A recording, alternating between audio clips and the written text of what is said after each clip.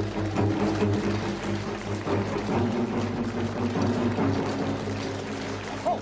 it's Mr. Creosote.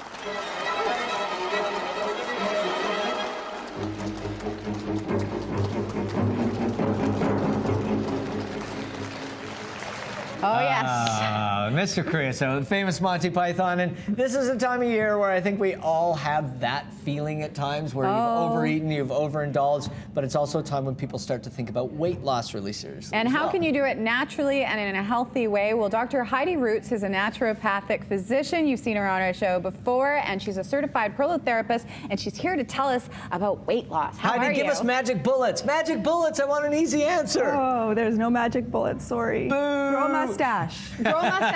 She'll weigh 10 pounds. That's extra weight is what that is. Okay, Yes, let's start with the basics. Okay. Because everybody wants to lose weight, but there are simple things that we can do with our lifestyle changes first and foremost. The first thing is there's no easy way, and it's not fun. You know, you're making lifestyle changes, you're making changes to your diet, which nobody likes to do, and you're gonna have to increase your exercise, which people have a hard time doing, scheduling that in. So it's not fun. You know, the first couple weeks of trying to lose weight are not fun. They're the hardest. They are. Is there an order that you should do things in? I mean, should you do diet first and then exercise? You kind of want to do the two at the same time, because the basics are what you put. You want to be burning more than what you take in. You want to burn more calories than the calories you consume. Okay, so does this involve people? Because I think there's a lot of people don't really pay attention to how many calories are in different things. Well, let's talk some numbers. Let's talk some I read an numbers. article this morning that the average person at a Christmas dinner or Thanksgiving dinner eats 3,000 calories. Now, how many should we be taking in a day for a healthy person? It depends on the person, it depends on your size, it depends on your metabolism, it depends on your amount of activity. But what you want to make sure you're doing is you're not taking in those unnecessary calories. Let's talk about the unnecessary, because Caesar salad is my favorite Caesar salad. thing. 1 cup of Caesar salad, so an average restaurant Caesar salad, has 14 grams of fat. So an average dinner Caesar salad at a restaurant is 4 cups, which is 56 grams of fat and 678 calories. That is incredible now for let's a maybe salad. A salad with no protein on top, no chicken, no shrimp, nothing else, just the salad. Let's maybe counter this for exercise, because I think that's the other side of the coin. Is people think that they go into the gym and they lift weights for an hour, they're burning a lot of calories. No, you really you need to aren't. do cardiovascular exercise, so you need to get your heart rate up. So here's some interesting things. 100 calories, to burn 100 calories, you have to do 20 minutes on the treadmill. You have to run 1 mile or 780 jumping jacks. For how many calories? 100 calories. That's crazy. So you How many in the Caesar salad? 678. Okay, well, let's talk about the latte, because we all love our fancy coffee drinks and we think, oh, it's just a drink. Wow. It's just a drink, and it's actually one of those mindless things you don't think about, that it's calories in a beverage. So 1 low-fat latte has 5 grams of fat, right? In a low-fat one. and 167 calories. So there's another 20 minutes on the treadmill. So another 20 minutes on the treadmill. 1 Halloween candy, 5 grams of fat, 200 calories. Now, we should say when we're... I know. Like I said, it's no fun. But we Heidi's a should bad clarify, when man. we're talking about diet, we are talking about being healthy. We're not talking about starving ourselves. No. So what are some of the things we can do with our diet so that we're taking in the right things? Okay, so a really important thing to do is record your diet, because you'll realize how many things you're just eating that are empty, that are just those, I just snacked on this really quickly.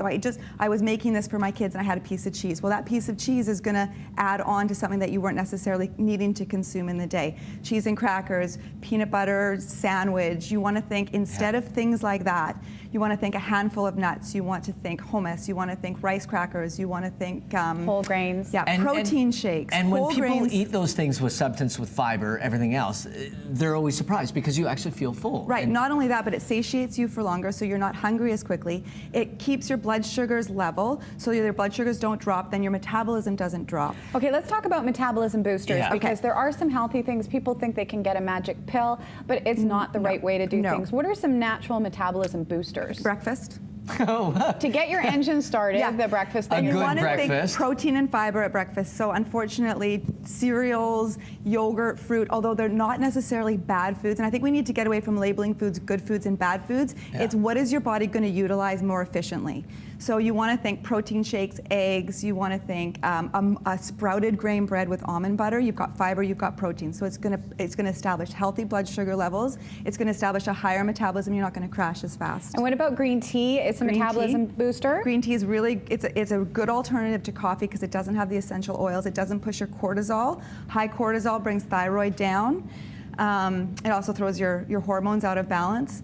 What about hormones and weight? Yeah, so that's kind of your second line of defense. So once you've got your basics down, you've been exercising, you've reduced your caloric intake, you've been eating a good diet, and you've been doing that for a couple weeks. If you're still not seeing any change, you want to think about your hormones.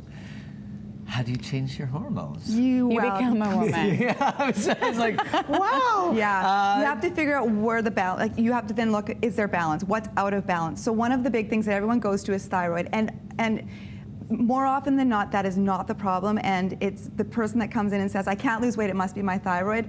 I always start with the basics. I start with, let's look at what you're doing, let's look at your exercise, let's look at your diet. Yeah. But if you're really stuck and you can't get any further, then you want to take a look at your hormones. Okay. So you want to make sure that your thyroid, your active thyroid hormones being utilized. So the first line of defense people always do is they get their TSH, which is your thyroid stimulating hormone. They get that tested, and often on paper that can look really good.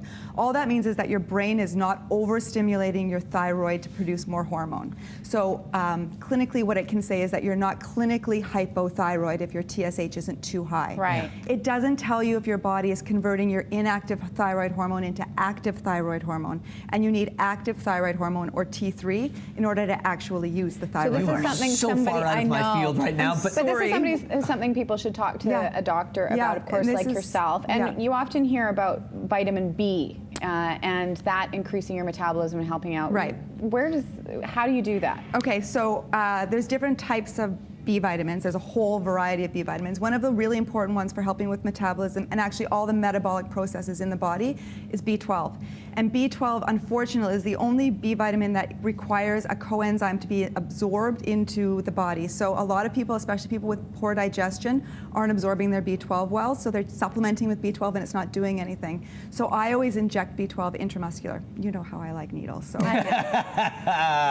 one of the things I do with people when they come in and they want to lose some weight and they just want to get kick-started is I do a B12, B6 IM intramuscular injection, or I do IV B vitamins, intravenous B vitamins, and that helps with metabolism as well. Okay, so just to recap, the first thing, diet and exercise. Really simple stuff What first. goes in, what's coming, what are you burning, what are you taking in? And Basics. then Fiber, protein, high fiber, high protein, low, you don't want empty calories. okay, metabolism boosters. After that, you can Looking try at some B simple vitamins, things. B vitamins, oral, IV, intramuscular. Carnitine is an amino acid.